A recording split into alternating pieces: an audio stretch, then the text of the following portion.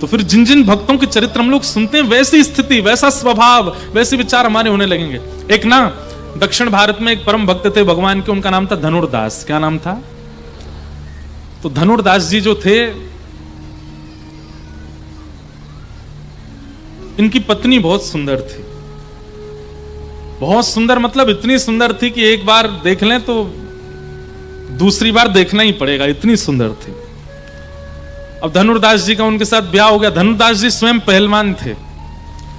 पत्नी से इतना इनको प्रेम हो गया, उसकी रूप में इतने आसक्त हो गए कि पत्नी जब घर से बाहर निकलती तो छतरी लेके चलते थे। छतरी लेकर के चलते थे, यहां तक तो ठीक है, पर ये छतरी कैसे लेके चलते थे? छतरी लेकर के उल्टे चलते थे, उसको देखते हुए।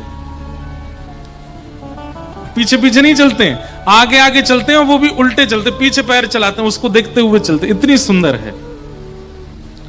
एक बार रंगनाथ भगवान की सवारी जा रही थी और पालकी में लेकर के सब वैष्णव जन जा रहे थे। हमारे आचार्य चरण श्री रामानुजाचार्य जी भी उस पालकी यात्रा में जा रहे थे। अब देखो कितनी सुंदर बात है, आचार्यों की दृष्टि से कितना बड़ा प्रभाव होता है। तो जैसे ही पालकी निकल रही थी, तो भाई जब कहीं ठाकुर जी की पालकी आदि निकलती, सबका ध्यान उस पर होता है, पर पालकी पर ध्यान ना जाके सबका ध्यान धनुर्दास पे था। सब कह रहे थे भाई देखना ये कैसा प्रेमी अपनी पत्नी का उल्टा चल रहा है, छाता लेके, पीछे गड्ढा आ जाए, कोई आदमी आ जाए, इसको कोई चिंता नहीं, उसके मुख को देख रहा है। सब लोग तो उपहास कर रहे थे उसका। लेकिन रामानुजाचार्य जी महाराज ने देखा, बोले भाई दर्शन की निष्ठा तो है इसमें, लेकिन जीव के प्रति है। अगर ऐसी निष्ठा परमात्मा के प्रति हो जाए तो ठाकुर जी मिल जाएंगे इसको। आचार्य ने क्या विचार किया? आचार्य ने, संसार के लोग तो बात बनाने से नहीं हटते पीछे, जोरू का गुलाम जा रहा, देख अरे देख ऐसी आसक्ति इसकी है, वो फलाना जो भी। लेकिन आचार्य क्या सोच रहे हैं? इसमें दर्शन की लालसा तो है, पर जीव की जगह यदि परमात्मा के प्रति हो जाए तो इसको ठाकुर जी मिल जाएंगे। और जब पालकी यात्रा पूरी हो गई तो सब लोग पालकी की चर्चा नहीं कर रहे, पालकी उतारने वाले भी देखा था ना, वो धनुर्दास आया था बीच में, पत्नी के पीछे कैसे छतरी लेके चल रहा था। रामानुजाचार्य जी बोले कुछ तो करना। अपने शिष्यों को बोला सुनो, वो धनुर्दास है ना हमारे गांव में। बोले अरे हाँ महाराज जी, वही उसी की बात कर रहे थे, छतरी लेके चल रहा था। रामानुजाचार्य जी बोले इतनी बड़ी पालकी यात्रा निकली, इसकी चर्चा नहीं हुई तुमसे? हैं, उसकी छतरी की चर्चा हो रही है। उसको बोलो स्वामी जी तुमसे मिलना चाहते हैं, उसको बुला के लाओ हमारे पास।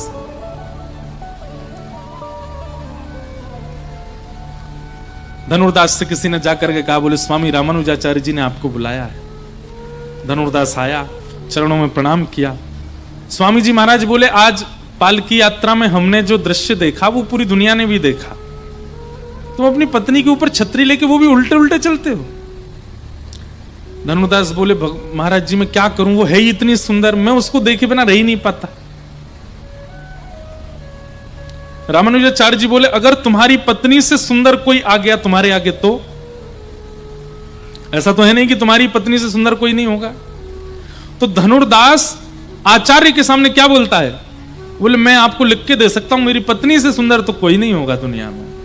तो रामानुजाचार्य जी और प्रसन्न हो गए, बोले इसको विश्वास भी कितना है कि उससे अच्छा कोई है नहीं। ये अगर ठाकुर जी के प्रति हो जाए ऐसी भाव कि मेरे नाथ से बढ़िया कोई और नहीं, इसके अंदर सारे गुण हैं भगवत प्राप्ति के, लेकिन केवल जीव से हट करके परमात्मा में जोड़ना। बोले अगर तुम्हारे सामने तुम्हारी पत्नी से सुंदर कोई आ गया तो तुम क्या करोगे? बोले पहली बात तो कोई आएगा नहीं, लेकिन फिर भी कोई आ गया तो मैं आपको वचन देता हूं, मैं जीवन भर के लिए उसका दास बन जाऊंगा अगर मेरी पत्नी से सुंदर कोई आ गया तो। रामानुजाचार्य जी बोले चलो मेरे साथ। शेषनाग पर पौड़े हैं श्री रंगनाथ भगवान। कभी साउथ में जाइए, तिरुचिरापल्ली में क्या अद्भुत दर्शन है ठाकुर जी का। शेष राम जी के कुल देवता हैं, साक्षात शेषनाग पर पौड़े हैं। जैसे ही स्वर्ण द्वार खुले, श्री रंगम मंदिर का नाम है, और द्वार खुलते ही रामानुजाचार्य जी ने वंदन किया। बोले भगवान ये आपके सामने जो अर्चक खड़ा है धनुर्दास, मेरी आपसे प्रार्थना है एक बार इसको अपने वास्तविक रूप का दर्शन करा दो, बस एक बार। इतने में ही शांताकारं भुजगशयनं पद्मनाभं सुरेशं विश्वाधारं गगन सदृशं वेदवर्णं शुभांगम। जैसे ही ठाकुर जी प्रकट हुए, शंख चक्र गदा पद्म धारण करके धनुर्दास के सामने जैसे ही ठाकुर जी खड़े हुए, रूप माधुरी को देख करके धनुर्दास तो पत्नी वत्नी सब भूल गया अपनी। क्या नेत्र कटाक्ष कमल जैसे, क्या नासिका, क्या सुंदर कपोल, क्या हस्त कमल।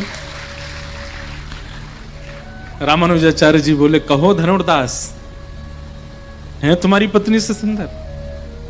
नेत्र सजल हो गए, नेत्रों से अश्रु प्रपात होने लगा। धनुर्दास के चरणों में गिर गया। बोले, मैं जीवन भर विषयी रहा, विषय में आसक्त रहा, लेकिन आज आचार्य आपने मेरे नेत्र खोल दिए। दौड़ करके गया, अपनी पत्नी को पकड़ करके लाया। बोले, आज से मैं और मेरी पत्नी दोनों आपके दास हैं, मंदिर की सेवा करेंगे, ठाकुर जी की सेवा करेंगे, और बस पूरे समय मंदिर। सब जो हंसी उड़ा रहे थे धनुर्दास की देखते रह गए, और केवल कुछ क्षणों के अंदर उसको इतना रस से युक्त कर दिया कि ठाकुर जी ने उसका आस्वादन करके रास बिहार कर दिया। ये रास है। रस तो आप क्या सोचते हैं धनुर्दास हम नहीं, हम भी धनुर्दास जैसे ही हैं। हम लोगों में भी सुनने की आसक्ति है, हम लोगों में भी देखने की आसक्ति है, हम लोगों में भी स्वाद की आसक्ति है, हम लोगों में भी सूंघने की आसक्ति है, हम लोगों में भी स्पर्श की आसक्ति है, लेकिन संसार के प्रति है, ठाकुर जी के प्रति नहीं। कोई आचार्य जीवन में आएंगे, कोई महापुरुष की वाणी ऐसी जीवन में आएगी, आपकी सर्वांगीण इंद्रिय जब जगन्नाथ जी के आस्वादन में लग जाएगी, उसी दिन रस रास में परिवर्तित हो जाएगा। उसी दिन रास हो जाएगा, रास का अनुभव हो जाएगा। इसलिए सुनते रहिए आचार्यों को, महापुरुषों को सुनते रहिए। पता नहीं किसकी वाणी से परिवर्तन हो जाए और हमें रास का अनुभव हो जाए। रास का मतलब नृत्य नहीं होता, रास का मतलब नाचना नहीं होता, रास का मतलब है प्रायोरिटी। महाप्रभु जगन्नाथ जी इतनी प्रायोरिटी दे रहे हैं कि द्वार पर ही आकर के खड़े हो गए, तेरे संग ही खाऊंगो, तेरे संग ही रहूंगो, तू जहां जाएगा वहीं जाऊंगो। ये रास है।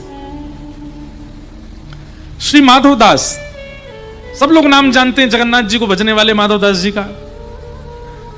माधवदास जी महाप्रभु जगन्नाथ जी के पास गए और जाकर के बोले, प्रभु आज्ञा लेने आए हैं। तो जगन्नाथ जी बोले, क्या आज्ञा चाहिए?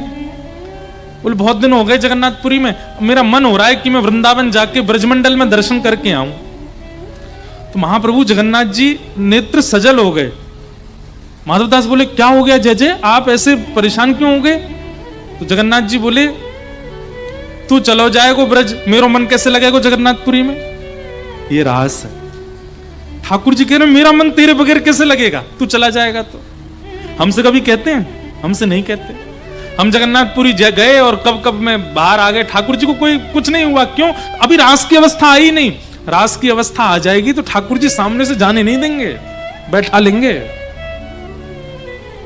मतलब आप उनको देखने के लिए लालायित हैं, वो रस है। वो आपको देखने को लालायित हो जाए, वो रास है। माधवदास जी बोले, जय जय कुछ नहीं होगा, आप विराजे रहो, मैं जा रहा हूं कुछ दिन वृंदावन। तो ठाकुर जी बोले, एक काम करो, हमको संग ले चलो।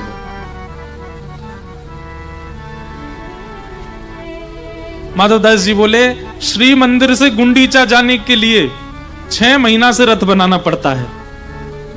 नेक दूर जाने के लिए 6 महीने नंदी घोष रथ का निर्माण करना पड़ता है। उसमें भी आप असंख्य पुजारियों के द्वारा उठाए जाते हो, तब तो नीचे खिसक के आते हो। उसके बाद रथ में बैठते हो और फिर 3 दिना में तो आप गुंडीचा पहुंचते हो। आपको वृंदावन ले जाना का मतलब क्या है? पूरी सुनामी लेकर के जाना। यहीं विराजे रहो, हम जा रहे हैं। जगन्नाथ जी बोले, ऐसा मत करो, हमको ले चलो। माधवदास जी बोले, नहीं नहीं आप यहीं विराजो, हम जा रहे हैं। माधवदास जी चले गए। लेकिन ठाकुर जी कोई स्थूल रूप से साथ थोड़ी चलते हैं, ठाकुर जी तो चैतन्य रूप से साथ चलते हैं। माधवदास जी को रात्रि हुई नहीं कि इतनी जोर की भूख लगी।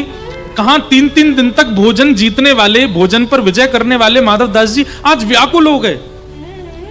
इतनी भूख लग रही है, इतनी भूख लग रही है कि मन कर रहा है कि वृक्षों के पत्ते खा जाऊं, इन वृक्षों को तोड़ के खा जाऊं, ऐसी भूख लगने लगी। और माधवदास जी को चिंता भी हो रही है कि मुझे कभी ऐसी भूख तो नहीं लगी, आज इतनी भूख क्यों लग रही है? सुबह महाप्रसाद पाया था। एक गांव में पहुंचे, एक मैया के यहाँ जाकर के निवेदन, मैया मुझे बहुत जोर की भूख लगी है, अपना परिचय बाद में दूंगा, आपका बाद में पूछूंगा, पहले भोजन कराओ। मैया ने थाली लगाई, माधवदास जी प्रेम से पाने लगे। मैया ने आके कही, अकेले अकेले पालोगे, बगल में तुम्हारे इतना छोटा सा बालक ऐसे टुकुर टुकुर थाली की ओर, इसको कौन पवाएगा? माधवदास जी बोले, कौन है मैया, मेरे आसपास तो कोई भी नहीं है। मैया बोली, अरे झूठ और बोलते हो, बगल में छोटा सा बालक बैठा है, बड़े बड़े विशाल नेत्र हैं, ऐसे गुलाबी गुलाबी से गाल हैं, श्याम वर्ण की कांति है, घुंघराले केश हैं, और ऐसे मुंह में पानी आ रहा है, तुम्हारी थाली की ओर देख रहा है, तुम उसको खवा भी नहीं रहे हो। माधवदास जी बोले,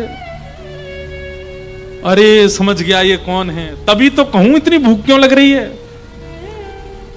अरे महाप्रभु जगन्नाथ जी आप हैं क्या? इतने में ठाकुर जी प्रकट बोले, हाँ हम हैं, हम तुम्हारे संग ही चल रहे हैं, तुम हमको छोड़ आए, स्थूल रूप से हम जगन्नाथ जी में, चैतन्य रूप से तुम्हारे संग ही चल रहे हैं। इसे कहते हैं रास। ठाकुर जी छोड़ नहीं रहे एक पल के लिए भी। महाराज जिन माधवदास जी को महीना भर में वृंदावन पहुंच जाना था, 6 महीना लगे पहुंचने में। क्यों? 5 कदम चले भूख लगे आवे। कभी कभी हे जगन्नाथ जी नेक डट जाओ, नेक तो चलन दो मोह, तो नेक में भूख लग जाती है आपको। महाप्रभु जी बोले 8 बार भोग तो लगाना ही है दिन भर में 8 बार भोजन करते। कहां तो व्यक्ति चलता है तो 1-8 किलो वजन कम होता है उसका, लेकिन माधवदास जी जब चले थे जगन्नाथपुरी से तब थे 50 किलो के, वृंदावन पहुंचे 70 किलो के, मोटे हो गए, इतना प्रसाद पाया। ये है रास। हमें कहां अनुभव होता है ऐसे भावों का? रास का मतलब नाचना नहीं होता है। गोपियों के साथ ये लीला की है ठाकुर जी ने, इसको रास कहते हैं। अब आप कहेंगे तो फिर नृत्य क्यों, महाराज के नाम पर नृत्य क्यों होता है? अरे भाई जब आपको पता चल जाए कि ठाकुर जी आपके हो गए, आपके पास आ गए, तो आप नृत्य ही तो करोगे। व्यक्ति जब अति प्रसन्न होता है तो ना नाचना जानने वाला व्यक्ति भी नृत्य करता है।